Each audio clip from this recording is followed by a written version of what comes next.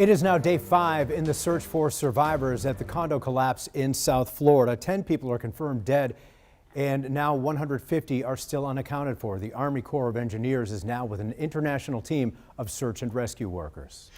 Well, today, first responders from the First Coast wrapped up their first shift at the collapse site. 80 men and women from Jacksonville Fire and Rescue left yesterday for Surfside, Florida. On Your Side's Kaylee Tracy spoke with Chief Keith Powers, and she joins us in the newsroom. And Kaylee, what are their shifts actually looking like there? Well, Heather, Chief Powers says the JFRD crews are working 12 on, 12 off shifts themselves, midnight to noon. And the crews, including 4 search and rescue dogs they brought, are looking through piles of metal and concrete for any victims.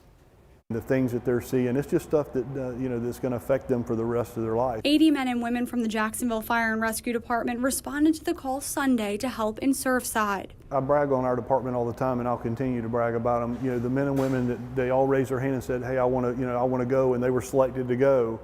But there's also a group behind the scenes that's working, here in Jacksonville that raise their hand and say, "Hey, I volunteer to fill their shifts so they can go." JFRD Chief Keith Powers says the 80 are split into 4 groups.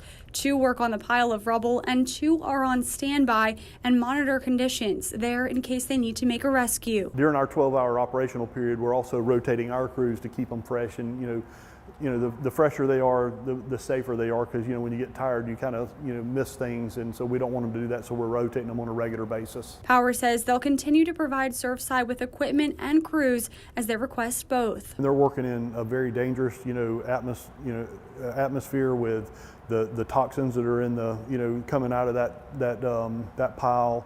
There's also the danger of stuff falling on them from that building, the part of the building that's still standing. Power says the fire service as an industry learned how to better protect first responders from the dangers of carcinogens after the September 11th attacks. One of the things that they're doing in South Florida right now to protect the men and women that are from all the different task forces that are working up there on the pile is to make sure they've got the proper respiratory protection, the proper PPE to make sure that they're safe. They're monitoring the air, and if anything comes up, they get them off the pile. When those fires started burning the other morning, they got them off the pile and get them out of the way until they can get that back to where it's a more tenable condition. And the JFRD crew is planning to stay 7 days for now, but Powers says that could get extended. Coming up at 6, what some of those first responders told Powers on the phone today about the site.